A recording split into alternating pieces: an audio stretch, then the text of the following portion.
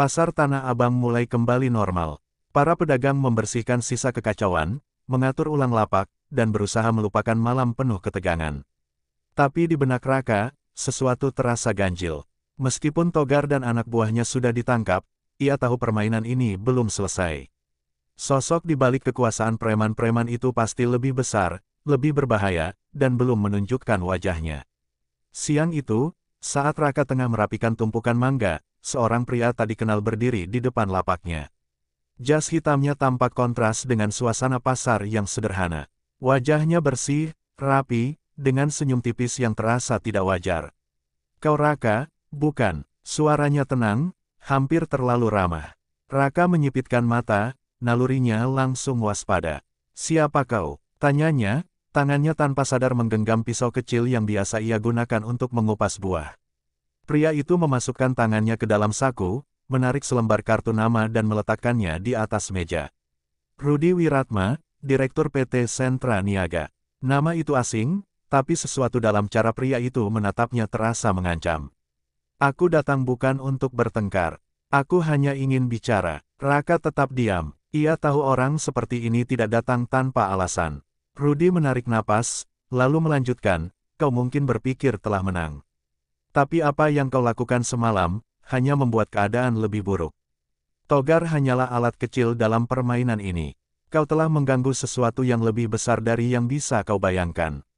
Raka merasakan darahnya berdesir. Jadi benar, ada sosok lain yang lebih kuat di balik semua ini. "Kalau begitu, kenapa kau sendiri yang datang?" tanyanya, berusaha tetap tenang. Rudi tersenyum lagi, kali ini lebih lebar. "Karena aku ingin memberimu kesempatan." Ia mencondongkan tubuhnya sedikit, suaranya menjadi lebih pelan, lebih menusuk. "Aku bisa mengembalikan semuanya seperti semula. Pasarmu akan aman, lapakmu tak akan diganggu, bahkan kau bisa berkembang lebih besar dari sekarang. Asalkan, kau tahu cara bekerja sama." Raka mencengkeram meja kayu di depannya. Tawaran itu jelas beracun. "Dan kalau aku menolak?" Rudi menghela napas, meluruskan jasnya sebelum berbalik pergi. Tapi sebelum melangkah, ia menoleh sekali lagi. "Kalau kau menolak, bersiaplah. Ini baru permulaan." Raka tetap berdiri diam, menatap sosok itu menghilang di tengah keramaian. Dadanya berdegup kencang, bukan karena takut, tapi karena ia tahu satu hal, pertempuran sebenarnya baru saja dimulai. Malam turun perlahan, membawa udara dingin yang menusuk lebih dari biasanya. Raka duduk di depan lapaknya yang kini tertata kembali, namun pikirannya masih terpaku pada pertemuan siang tadi. Nama Rudi Wiratma terus bergema di kepalanya. Jika benar dia dalang di balik semua ini, maka Togar hanyalah bayangan kecil dari sesuatu yang jauh lebih besar. Dan orang seperti itu tidak akan pergi hanya karena satu perlawanan kecil. Angin berembus kencang, membuat terpal pasar berderak pelan. Beberapa pedagang lain sudah mulai menutup dagangan mereka, tapi Raka memilih bertahan, menunggu sesuatu yang bahkan ia sendiri tak tahu pasti apa. Hingga tiba-tiba, suara langkah berat terdengar mendekat dari gang sempit di samping lapaknya. Nalurinya langsung siaga. Dari balik kegelapan, dua pria muncul. Wajah mereka tidak asing, anak buah Togar yang kemarin sempat melarikan diri. Namun kini, mereka tak datang untuk menyerang. Salah satu dari mereka, seorang pria berambut cepak dengan wajah penuh luka, justru terlihat gelisah. "Raka," suaranya berat, nyaris berbisik. "Kami harus bicara." Raka menyilangkan tangan, menunggu. Pria itu menoleh ke kiri dan kanan, memastikan tak ada yang menguping. "Togar bukan apa-apa dibandingkan yang kau hadapi sekarang," lanjutnya. "Kau pikir masalah ini selesai?" "Tidak, Rudi bukan hanya pengusaha biasa. Dia punya banyak orang, lebih banyak dari yang bisa kau bayangkan. Polisi tak bisa menyentuhnya, dan kalau dia mau, dia bisa menghilangkan siapa saja dalam semalam." Raka tetap diam, tapi tubuhnya menegang. Pria itu melangkah lebih dekat, suaranya semakin rendah. "Kami lari karena kami tahu siapa Rudi sebenarnya. Dan kalau dia sudah datang menemuimu, itu berarti waktumu tidak banyak." Sebelum Raka bisa bertanya lebih lanjut, suara motor meraung dari kejauhan. Dua cahaya lampu mendekat dengan kecepatan tinggi, memecah keheningan pasar yang sudah mulai sepi. Kedua pria di depannya langsung mundur, wajah mereka pucat. "Terlambat," bisik salah satu dari mereka. Dua motor itu berhenti mendadak, dan tanpa peringatan, suara letusan terdengar. Bukan suara benturan, bukan teriakan, tapi suara pistol yang membelah udara. Raka merunduk insting, jantungnya berdegup kencang. Ketika ia menoleh, kedua pria tadi sudah terkapar di tanah, darah merembes di bawah tubuh mereka. Motor-motor itu berputar cepat, melesat menghilang ke dalam kegelapan tanpa meninggalkan jejak. Hanya ada sisa kepulan asap dan dua tubuh yang kini diam tak bergerak. Raka merasakan dadanya naik turun dengan cepat, bukan karena takut, tapi karena ia sadar satu hal yang pasti. Ini bukan lagi sekadar perlawanan pedagang kecil melawan preman pasar. Ini adalah perang yang jauh lebih besar, dan ia baru saja melangkah masuk ke dalamnya. Hujan rintik mulai turun, membasahi tubuh tak bernyawa yang tergeletak di antara peti-peti kayu yang pecah. Raka tetap membungkuk di samping mereka, tangannya gemetar, bukan karena takut, tapi karena amarah yang perlahan mendidih di dadanya. Darah hangat merembes di celah batu pasar, bercampur dengan air hujan, membentuk jejak merah yang perlahan mengalir menuju selokan kecil. Sejumlah pedagang mulai berdatangan, wajah mereka dipenuhi keterkejutan dan ketakutan. Pak Salim yang baru saja menutup lapaknya berdiri terpaku, mulutnya terbuka tanpa kata. Seorang ibu menutupi mulutnya dengan syal lusuh, sementara seorang pemuda yang biasa membantu mengangkut barang mundur perlahan. Semua tahu apa artinya ini, bahwa mereka kini bukan hanya berhadapan dengan preman pasar, tapi dengan kekuatan yang bisa membunuh dalam sekejap, tanpa peringatan. Raka mengepalkan tangannya, rahangnya mengeras. Ia tak pernah menginginkan ada yang mati dalam pertarungan ini. Tapi nyawa telah melayang, dan ia tahu bahwa satu-satunya pilihan yang tersisa adalah maju. Dari kejauhan, suara sirene polisi kembali terdengar. Lampu merah biru berputar di sudut jalan, mendekati tempat kejadian. Seorang pedagang berteriak, "Polisi datang." Semua minggir. Tapi Raka tetap berdiri di tempatnya, matanya tak lepas dari tubuh dua pria yang tadi memperingatkannya. Mereka lari dari Rudy, mencoba memberitahu kebenaran, dan kini mereka terbunuh sebelum sempat mengatakan lebih banyak. Seorang petugas turun dari mobil, wajahnya serius. Ia melangkah mendekat, tatapannya mengarah lurus ke Raka. "Kau ada di sini saat ini terjadi?" Tanyanya tegas. Raka menatapnya tanpa berkedip. "Aku melihat semuanya." Petugas itu mengangguk, lalu memberi isyarat kepada rekannya untuk mengamankan lokasi. Namun sebelum mereka bisa bertindak lebih jauh, sebuah mobil hitam mewah berhenti di ujung pasar. Pintu belakangnya terbuka, dan seseorang keluar dengan tenang. Rudy Wiratma. Ia berdiri di bawah hujan, tangannya dimasukkan ke dalam saku jas hitamnya. Wajahnya tetap sama seperti tadi siang, tenang, tersenyum, seolah tak ada yang terjadi. Ia melangkah mendekati garis polisi yang mulai dipasang, menatap langsung ke arah Raka sebelum akhirnya berbicara dengan suara yang terdengar seperti bisikan di tengah badai. "Kau lihat sendiri, bukan?" Katanya santai. "Aku tak perlu menyentuhmu untuk membuatmu mengerti. Kau bisa pergi, tetap berjualan, seolah semua ini tak pernah terjadi." Atau, ia mengangkat satu alis, matanya berkilat tajam. "Kau bisa melawan, dan melihat lebih banyak orang mati karenamu." Suasana di sekitar mereka terasa seperti membeku. Polisi tidak bereaksi, seolah kehadiran Rudy di tempat kejadian adalah hal yang biasa. Pedagang lain hanya bisa menonton dari kejauhan, tak ada yang berani mendekat. Raka menarik napas dalam, mencoba menekan emosi yang berkecamuk di dadanya. Tapi satu hal pasti, ia tak akan mundur. "Ini bukan pertama kalinya kau mencoba menakutiku." Suara Raka rendah, tapi cukup keras untuk terdengar jelas di tengah keramaian. "Tapi aku janji, ini akan menjadi pertama kalinya kau melihat seseorang melawanmu sampai akhir." Rudy terdiam sejenak, lalu menghela napas pelan. Senyumnya menghilang, digantikan oleh ekspresi dingin yang jauh lebih berbahaya. "Kalau begitu," katanya sebelum berbalik menuju mobilnya, "aku akan menikmati melihat bagaimana kau jatuh." Pintu mobil tertutup, dan dalam hitungan detik, kendaraan itu menghilang di tikungan. Hujan semakin deras. Polisi mulai bergerak, menyingkirkan tubuh-tubuh yang tak lagi bernyawa. Pedagang-pedagang mulai beringsut pergi, kembali ke rumah mereka dengan ketakutan yang lebih dalam dari sebelumnya. Raka tetap berdiri di tempatnya, membiarkan air hujan membasahi tubuhnya. Ia tahu bahwa setelah malam ini, tak ada lagi jalan kembali. Perang ini telah dimulai. Angin malam membawa hawa dingin, tetapi dada Raka justru terasa terbakar. Setelah peristiwa tragis itu, tak ada lagi yang berani membicarakan Rudy Wiratma dengan suara lantang. Pedagang kembali berjualan seperti biasa, tapi dalam diam mereka tahu, pasar Tanah Abang tak lagi sama. Bayangan ketakutan menggantung di setiap sudut, menghantui mereka yang mencoba melawan. Raka menatap jalanan yang mulai lengang. Hujan telah reda, menyisakan tanah basah dan aroma debu yang bercampur dengan darah yang tadi menggenang. Ia tahu Rudy tidak sedang mengancam kosong. Orang itu tidak akan membiarkan keberaniannya dibiarkan tanpa balasan.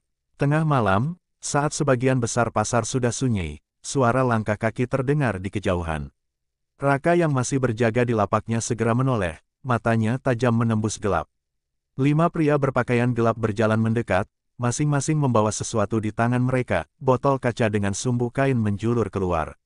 Molotov. Sebelum Raka sempat bergerak, api menyala di ujung sumbu. Pria-pria itu mengayun botol-botol tersebut dan melemparkannya ke arah kios-kios pasar. Dalam sekejap, api membesar, menjilat lapak-lapak kayu yang mudah terbakar. Cahaya jingga berkobar, menciptakan bayangan mengerikan di dinding-dinding bangunan sekitar. Teriakan pertama pecah dari salah satu pedagang yang masih ada di sekitar. Disusul dengan jeritan panik saat api mulai menjalar, melalap tenda-tenda yang dipenuhi barang dagangan. Beberapa orang yang tinggal di dekat pasar berhamburan keluar, mencoba menyelamatkan apa yang bisa mereka selamatkan. Raka tak berpikir lama, ia langsung melompat dari lapaknya, berlari ke arah sumber api, mencoba menyingkirkan peti-peti yang bisa memicu kobaran lebih besar. Keringat bercampur dengan asap yang mulai menyesakkan paru-parunya. Beberapa pedagang lain akhirnya ikut bergerak, mengambil ember, selang, apapun yang bisa digunakan untuk memadamkan api. Tapi ini bukan sekadar kebakaran biasa. Ini pesan. Dari kejauhan, di sebuah mobil hitam yang terparkir di ujung jalan, Rudy Wiratma menyaksikan semuanya dengan tatapan dingin. Ponselnya berdering, dan tanpa mengalihkan pandangan, ia mengangkatnya. Mulai sekarang, dia akan tahu siapa yang sebenarnya berkuasa, katanya singkat sebelum menutup telepon. Sementara itu, di tengah kepanikan dan asap yang semakin pekat, Raka berdiri dengan mata merah karena panas dan amarah. Tangannya mengepal kuat. Ia sadar satu hal, Rudy tidak hanya ingin menakutinya. Ia ingin menghancurkan segalanya. Tapi jika Rudy berpikir Raka akan menyerah, ia telah salah besar. Malam itu, di bawah langit yang diterangi api berkobar, Raka bersumpah dalam hati. Jika Rudy ingin perang, maka ia akan memberinya perlawanan yang tak pernah ia bayangkan sebelumnya. Asap hitam masih mengepul saat fajar mulai menyingsing. Pasar Tanah Abang yang semalam dipenuhi kobaran api kini hanya menyisakan abu dan reruntuhan. Beberapa lapak hancur total, barang dagangan berubah menjadi arang. Pedagang yang tersisa berlutut di depan sisa-sisa kerja keras mereka, sebagian menangis, sebagian lagi hanya terdiam dalam keterkejutan. Raka berdiri di tengah puing-puing, tubuhnya masih dipenuhi jelaga. Matanya merah karena kurang tidur, tapi bukan itu yang membuatnya sulit bernapas. Amarahnya membakar lebih panas dari api yang melahap pasar tadi malam. Ini bukan sekadar peringatan, ini adalah deklarasi perang. Pak Salim mendekat, wajahnya terlihat lebih tua dari sebelumnya. Kita tak bisa terus begini, nak, suaranya parau. Jika kita melawan, kita akan dihancurkan. Kalau kita diam, kita akan mati perlahan. Apa yang harus kita lakukan? Raka menghembuskan napas panjang, mencoba meredam gejolak di dadanya. Ia melihat ke arah para pedagang yang mengumpulkan sisa-sisa dagangan mereka, wajah mereka penuh keputusasaan. Rudy ingin mereka menyerah, ingin mereka tunduk, tapi itu tidak akan terjadi. Dengan suara lantang, Raka berkata, kita bangun lagi. Beberapa orang menoleh, ragu-ragu. Lapak kita sudah hancur, Raka, seorang pria bersuara lirih. Kita bahkan tidak tahu apakah besok kita masih bisa berjualan. Raka melangkah ke tengah kerumunan, menatap mereka satu persatu. Justru karena itu, kalau kita berhenti sekarang, kita membiarkan mereka menang. Pasar ini milik kita, bukan milik mereka. Kita yang bekerja, kita yang berkeringat. Kalau kita biarkan mereka menginjak kita hari ini, besok mereka akan datang dengan tuntutan lain. Lalu kita benar-benar tak punya apa-apa. Keheningan menyelimuti pasar. Kata-kata Raka menggema dalam hati mereka yang telah lama dicekam ketakutan. Perlahan, seseorang mengangguk, lalu yang lain, hingga akhirnya, suara-suara persetujuan mulai terdengar. Kita tidak bisa diam, kita bangun lagi, kita lawan mereka. Semangat itu kembali menyala. Pedagang yang tadinya hanya bisa pasrah mulai bergerak, mengumpulkan kayu-kayu yang masih bisa digunakan, membersihkan sisa puing. Dalam hitungan jam, suasana pasar berubah. Mereka mungkin belum bisa berdagang seperti biasa, tapi mereka menunjukkan satu hal, mereka tidak akan menyerah. Namun di balik semangat yang membara, Raka tahu ini baru permulaan. Rudy tidak akan tinggal diam. Serangan berikutnya bisa datang kapan saja, dan kali ini, mereka harus siap. Ia menatap ke langit yang mulai cerah, tangannya mengepal. Jika Rudy berpikir bisa menghancurkan mereka dengan api, maka Raka akan menjawab dengan sesuatu yang lebih besar, perlawanan yang tak akan bisa dipadamkan. Malam itu, di sebuah gudang tua di pinggiran Jakarta, Raka duduk bersama beberapa pedagang dan anak-anak muda yang selama ini bekerja di pasar. Mereka yang dulu hanya melihat dari jauh kini sudah tak bisa tinggal diam. Api yang membakar lapak mereka bukan hanya menghanguskan dagangan, tetapi juga membakar ketakutan mereka. Di depan Raka, sebuah peta pasar terbentang di atas meja kayu yang penuh goresan. Ia menunjuk titik-titik strategis, tempat di mana preman-preman Rudy biasanya beroperasi. Kita tidak bisa terus menunggu. Mereka akan menyerang lagi, dan kali ini kita harus lebih dulu bergerak, suaranya tegas. Dani, seorang pemuda, yang sehari-hari bekerja mengangkut barang di pasar, mengangguk. Tapi bagaimana? Mereka punya senjata, punya orang-orang bayaran.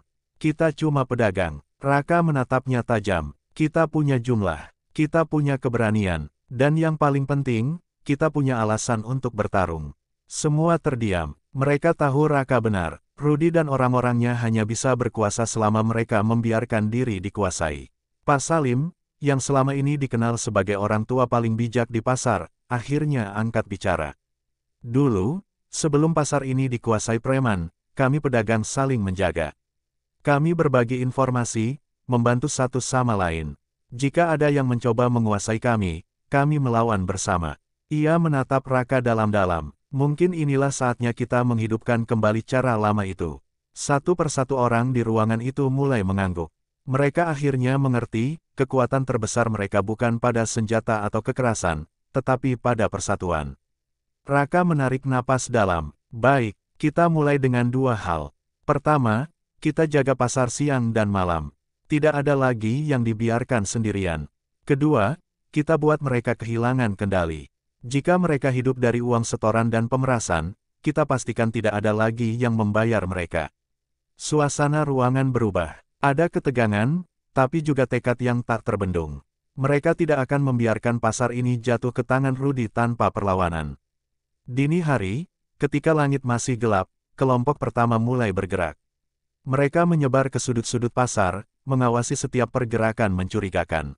Beberapa pedagang yang dulu takut kini mulai menolak membayar pungutan. Preman-preman yang biasa bertindak semena-mena mulai mendapat perlawanan kecil, barang dagangan mereka tak lagi bisa dijual, informasi yang mereka butuhkan tidak lagi tersedia.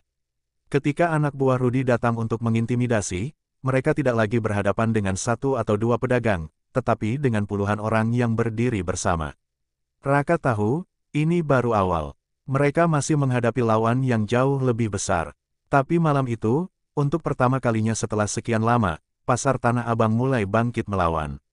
Dan Rudy Wiratma akan segera tahu bahwa kali ini, ia menghadapi sesuatu yang tidak bisa dibeli dengan uang, perlawanan yang tumbuh dari keberanian dan kemarahan rakyat yang tak lagi mau ditindas. Malam itu, suasana pasar terasa berbeda. Tidak ada lagi wajah-wajah ketakutan, tidak ada lagi bisik-bisik penuh kecemasan. Pedagang berdiri tegak di depan lapak mereka, para pemuda mengawasi dari sudut-sudut jalan. Mereka tahu serangan akan datang, dan kali ini, mereka siap. Rudy Wiratma tidak akan tinggal diam setelah kehilangan kendali. Dan benar saja, menjelang tengah malam, suara deru mesin terdengar memecah keheningan. Puluhan motor memasuki pasar dengan kecepatan tinggi, lampu-lampunya menyorot liar ke segala arah. Di belakang mereka, sebuah mobil hitam melaju perlahan, seperti raja yang datang untuk menuntut tahtanya kembali. Di tengah kerumunan yang mulai berkumpul, Raka berdiri tegap. Ia tidak mundur ketika motor-motor itu berhenti di hadapannya. Dari mobil yang kini terparkir, pintunya terbuka, dan Rudy keluar dengan langkah santai. Wajahnya tetap sama, dingin, penuh percaya diri, seolah ia sudah memenangkan pertempuran ini sebelum dimulai. Kau benar-benar membuatku terkesan, Raka, ucapnya sambil memasukkan kedua tangan ke saku jasnya. Aku sudah banyak menghadapi orang yang mencoba melawanku, tapi tak satu pun bertahan selama ini. Raka tidak menjawab, ia hanya menatap lurus, matanya menyiratkan tekad yang tak tergoyahkan. Rudy menghela napas pelan. Aku akan memberimu satu kesempatan terakhir. Biarkan pasar ini kembali seperti semula, atau aku pastikan tempat ini menjadi ladang pembantaian sebelum matahari terbit. Di belakangnya, para preman mulai bergerak, beberapa mengeluarkan senjata tajam dari balik jaket mereka. Namun sebelum mereka bisa bertindak, sesuatu yang tak mereka duga terjadi. Dari setiap sudut pasar, pedagang-pedagang mulai maju. Bukan hanya mereka yang kehilangan lapak, tetapi juga orang-orang yang selama ini diam. Para kuli angkut, pemuda-pemuda yang bekerja sebagai penjaga toko, bahkan beberapa warga sekitar yang ikut tersentuh oleh perjuangan ini. Mereka tidak bersenjata, tetapi jumlah mereka jauh lebih besar. Dan yang lebih penting, mereka tak lagi takut. Seorang preman mencoba melangkah maju, tetapi sebelum sempat berbuat sesuatu, sebuah peti kayu melayang dan menghantam bahunya, membuatnya tersungkur. Seorang pemuda menyusul, melancarkan pukulan keras yang membuat preman itu jatuh pingsan. Itu menjadi pemicu. Dalam sekejap, pasar berubah menjadi medan pertempuran. Preman-preman Rudy menyerang dengan brutal, tetapi mereka tidak menghadapi lawan yang mudah. Pedagang yang selama ini hanya berjualan kini bertarung untuk hak mereka. Mereka menggunakan apa saja, balok kayu, bambu, bahkan tangan kosong. Raka sendiri menghadapi dua pria bertubuh besar yang menyerangnya dari dua arah. Ia menghindari pukulan pertama, lalu membalas dengan tendangan ke perut salah satu dari mereka. Yang lainnya mencoba menikamnya dengan pisau, tapi Raka menangkap lengannya dan memutar tubuhnya, membuat pria itu jatuh ke tanah. Rudy melihat kekacauan itu dari kejauhan. Wajahnya yang tadi tenang kini berubah tegang. Ia tidak pernah membayangkan pasar ini akan melawan sampai sejauh ini. Melihat anak buahnya mulai kalah, ia mundur beberapa langkah, lalu berbalik menuju mobilnya. Namun sebelum sempat masuk, sebuah tangan mencengkeram kerah jasnya dengan kuat.